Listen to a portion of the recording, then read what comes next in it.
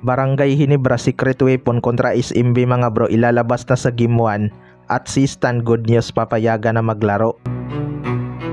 So marami na ngang nakaabang sa unang laban ng Barangay Ginebra at SMB mga bro.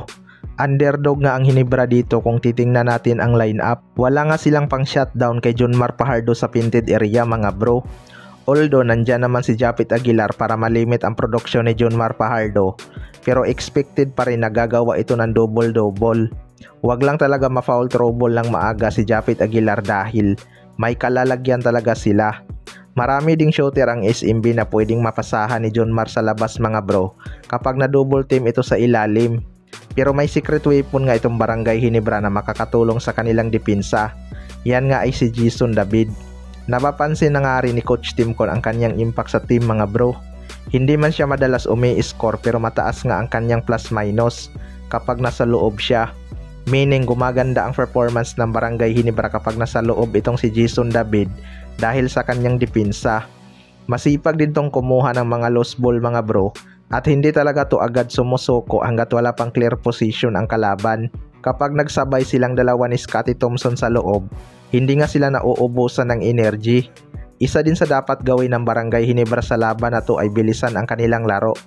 Hindi nga pwedeng hintayin nila ang depensa ng SMB dahil marami nga silang big man. Sa kabilang banda naman mga bro, si Stan good news papayagan na maglaro.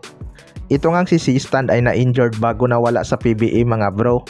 Hindi na nga ito bumalik at nagparamdam sa tira perma-jeep after ma-expired ang kanyang kontrata. May naging rumors nga noon na nag-retire na daw ito sa tira perma-jeep. Hindi niya nga kasi nagustuhan ang pag-trade ng Barangay Ginebra sa kanya mga bro dahil napamahal na siya sa team na to. Pero sabi nga nila business is business. Makalipas ang ilang buwan may mga rumors na naman na posibleng babalik si Stan sa Barangay Ginebra. May rules nga ang PBA mga bro na kailangan munang maglaro ng isang player sa kanyang bagong koponan bago ito matrade pabalik sa kanyang former team. Pero kung mautak nga ang isang player kapag wala ng kontrata, pwede ka na nga mag-retire para mawala ang rights ng team na humahawak sa iyo at pwede ka nang payagan maglaro sa ibang team.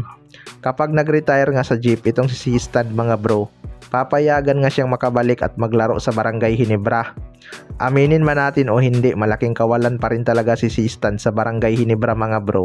Kahit sabihin nating worth it ang naging trade sa kanya dahil puro guard naman ang nakuha ng Barangay Ginebra.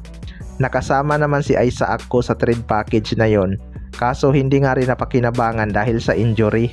Marami ding nakapansin na hindi fit itong si Isaac ko sa Barangay Ginebra. Kaya abangan na lang natin kung matutuloy ang pagbabalik ni si Stan. Kayo mga bro, ano masasabi nyo tungkol dito?